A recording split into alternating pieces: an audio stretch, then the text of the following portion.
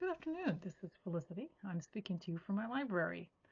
Last time I was here on BookTube, I was having an absolutely delightful conversation with Mark Richardson of Richardson Reads, and in preparation for that, I pulled all kinds of treasures and fun things from my library, which of course we're talking about everything else. Talked about a few of them, but I left the books out because, well, they represent all sorts of things that I consider really fun and delightful in my library. And so I'm going to call it a library sampler. And I'm going to just go through. Here you are. Here I am. I'm going to go through and have you take a look at the books as well, because it's just me and there's nobody to distract me. So here we go. Felicity's Library Sampler. That was the end of 2023. I know this is the first day of 2024, but here we are. So the first book that I have on my stack here, it's just going to go one by one, is this delightful work by Candida Hoffer. It's a picture book. Yes, it says Umberto Eco because it's an essay by him on libraries, and this is pin-up library material. This is the original. I just adore this book. I've had it for years, taking really good care of it. It has, for example, yeah, it has pictures of libraries, all sorts of libraries all over the world, and they're all kind of Naples Ultra libraries. They're all fabulous. And that's, of course, my favorite Trinity College Dublin library is in there also. But this is one of my all-time favorite pin-up books with nothing but photographs and a lovely essay by Umberto Eco at the beginning.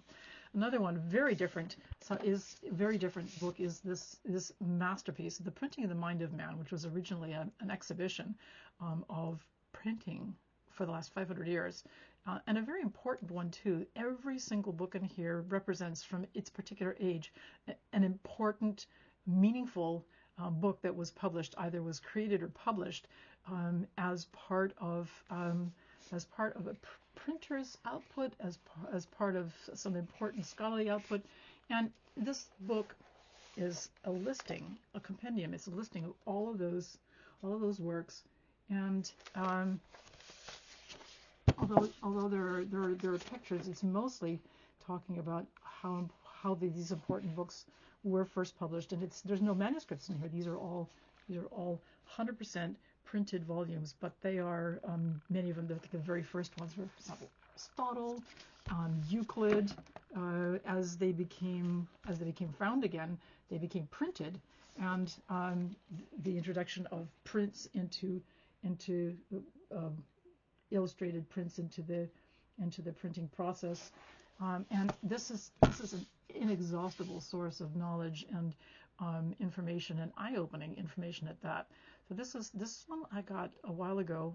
My very favorite antiquarian bookseller who said I should probably have it, so I purchased it because, of course, I did. And this is a really great work, and I dip into it and I dip out of it from time to time. It's really dense. Okay, and very, very different line. This is probably one of my absolutely favorite children's book of all times. Pish Posh said Hieronymus Bosch, illustrated by the Dillons, the famous Diana and Leo Dillon, fabulous, fabulous artists, worked as a team. And this is kind of an homage. It's not really a parody. It's an homage to, well, Hieronymus Bosch. And the pictures are delightful. The pictures are delightful. Let me show you a sample of one here. This is at the end, when everything is made up and everybody lives happily ever after. There he is over there, and it begins with the housekeeper. It begins with a housekeeper saying, "Once upon a time there was an artist named Hieronymus Bosch who loved odd creatures. Not a day passed that the good woman who looked after his house didn't find a new creature lurking in a corner or sleeping in a cupboard. To her felt the job of feeding them, weeding them, walking them, stalking them, calming them, combing them, scrubbing, and tucking in all of them, until one day, 'I've had enough. I'm quitting your service. I've had quite enough of your three-legged thistles asleep in my wash, of scrubbing the millstone you use for a dish, and riding to shops on a pickle-winged fish. Pish posh, said Hieronymus Bosch. Oh yeah. Gorgeous and hilarious and witty and, well, there you go, in my library. I have lots of children's books. This just happens to be one of my all-time favorites. Okay, this one I did display because this actually happens to be one of Mark's favorite ones. Every time I show this on my library selections or on BookTube or whatever, he says, "Oh, that one is wonderful." Now this one has kind of a story too. This is David Roberts was a famous artist who did drawings, paintings. And then etchings, but this is the final product of his tours through the Holy Land, through the Middle East. And I remember the illustrations of this. I will show you a couple just to give you an idea of. There's I think 300 or something in here. So each page has a description, important description of some important place. I know it's upside down, but I don't want to mess up the book too much. Whoops, there we go. Has an important place somewhere in the Middle East, and it goes through. It has a whole litany of places from Jerusalem through Bethlehem to Nazareth to pretty much everything. And then there's a subject. So Galilee, Jerusalem, and it's divided into 3 books. And all of these illustrations I grew up with probably. I think there were 10 of them. My parents had acquired them. This is one of those books that tends to be broken out because the etchings are much more exciting to people than the very important text that goes with it, because they're gorgeous and they're beautifully done. And they had broken out. They had purchased they purchased a number of these etchings, which they were on our walls all our lives since we were young. So I remember seeing them, and they were in kind of chintzy little frames. And then one day when I was at the Strand in their rare book section, I saw this book and I said, "No, really? No way." Well, the spine, it was, all the parts were still there, but the pages were all broken out.